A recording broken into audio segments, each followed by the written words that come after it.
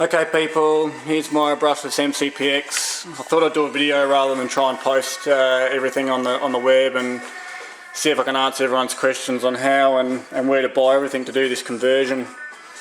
I'm going to do a couple of videos. I'm going to do a video and show you how I've got to where I am with this conversion and all the motors I've tried, and the other motors are still good. They suit different applications. I wanted to try and find or make a heli this small that could still run at 100% pitch, 100% throttle, pretty much stick bang it and you know, have fun with it. The other motors proved problematic trying to run 100% pitch, and that's where it comes to why this motor is so good. Okay, in the other video I showed you, I've got the micro heli frame upgrade. This guy's, like I said, it's a very good upgrade. A few things I didn't mention in the other video. It's got replaceable canopy mounts on it. If you snap them off, bit of 1.4mm or 1.5mm carbon, bang them straight in there. There's a little grub screw that holds them in there. They're only about, I don't know, 10-12mm long. A little bit of heat shrink on the sides. They fit the canopy really nicely. Away you go. Now on the front, I've got the speed controller just cable tied on. You can see the yellow wire. That actually goes to a Steve converter, which converts the board signal, which is not brushless.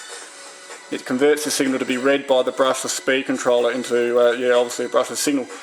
So that's what that yellow wire is doing, and that you can solder directly onto the board, or you can go up onto the motor plug, as you can see there. You can still see the pin on the left, or the right, sorry, that you can see, which isn't being used. So it only needs the one wire, and that gives you all your throttle response.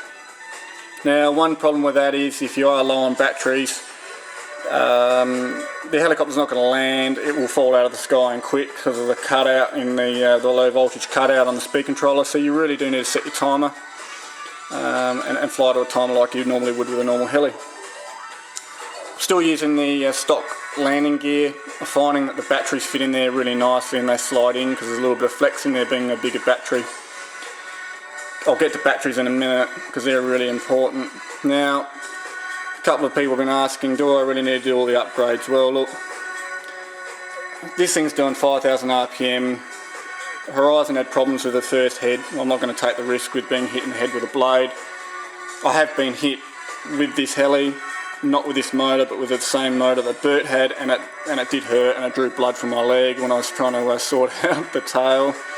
I'd suggest this is pretty lethal. It's still pretty dangerous, so even a small heli can hurt. So the head's a must. I really wouldn't like to think that anyone's going to fly one with this head speed and not replace that. Another really good thing about the links, guys, is they actually slide through the head button. So even if you're stocky, you crash, the links don't come off. The amount of links I've replaced over my time is ridiculous. These are fantastic. You really need to replace them. If you do, they're broke. You actually snap them. Really, really good. So I totally recommend the head. Get onto that if you're going to go brushless. The swash is fantastic. I know a lot of people doing the O-ring mod onto the swash. You don't need to with this one. Put it on. The extra load on the servos now is going to be pretty high because I've actually turned the agility up on these. Instead of having 100% travel, I'm up around 135, 142 on the travel to make it flip faster. Going to be a lot more load on the servos. Metal swash, definitely a must, I do think. More than welcome to try it. I haven't bothered with the standard one. I kept snapping balls, so that's why I went with that. Micro heli also make a landing gear with a tail boom support. Look, I tried that, it was pretty good. I crashed a few times and broke it. I don't think that's a necessary upgrade, and the batteries don't fit in it as well as this, the plastic one, because it flexes. Also, if you crash, I think you know, a bit of plastic is better than snapping off the carbon on the micro heli upgrade. But it looks nice. I also had problems with the first couple I did, having a little bit of tail wag. Using that frame landing gear, so I've stayed with this one and I'm happy. Like I said before, 120 SR boom, just cut down exactly from the back of the micro heli frame to the center hub. straight to the centre of it, exactly 145 millimeters, and I've just snapped on the tail, standard tail fin. If you force it on, it goes on. Also note, guys, on the 120 SR tail, there's a little black bearing which goes between there and the prop. It's important to put that on because that makes the blade run true and centre. So there's a little bit of slop in it, so there's an extra bearing in there. Don't forget that if when you're undoing the packet it's only small. Don't lose that one. Okay, back to blades. Well, I've tried all the different blades. Hamish agrees these are the best. Same with me, it's more stable with them on. It must be something to do with the centre of gravity of them, I think. I've tried the other blades, I've tried KBDs. These are the best bang for buck and they fly good. So, you know, I know there's some carbons out there. I haven't tried them. If anyone wants to give me a set, I'm more than happy to test them out. But so far, yeah, just using those blades. In terms of upgrades, I think if you're going to go this crazy with it, you really need to do them all. I wouldn't like to see the head come off and hit someone. It's still, I know it's a little helly, guys, and I might be pedantic, but yeah, it's still pretty serious. So on the bottom there, we've got the motor, which is a hp05 13,500 kV. I know in my other videos I got that wrong. It's not a COM.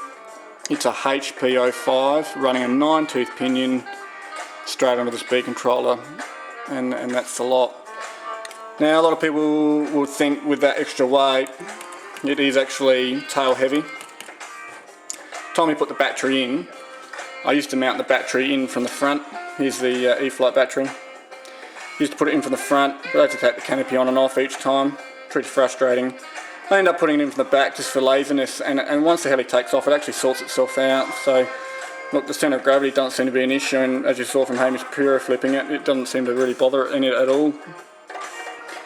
So yeah, there we have it, guys. I think that's pretty much covers everything. One thing I almost forget is these E-flite batteries. These things are 12C.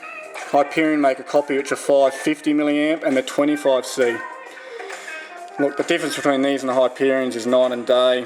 If you just want to fly around your backyard and relax a bit, these are pretty good. But hey, look, those Hyperions, those pitch pumps that Hamish is doing and I can do, it just half of what they do with this, exactly half. It is slow. It's like slow motion flying it compared.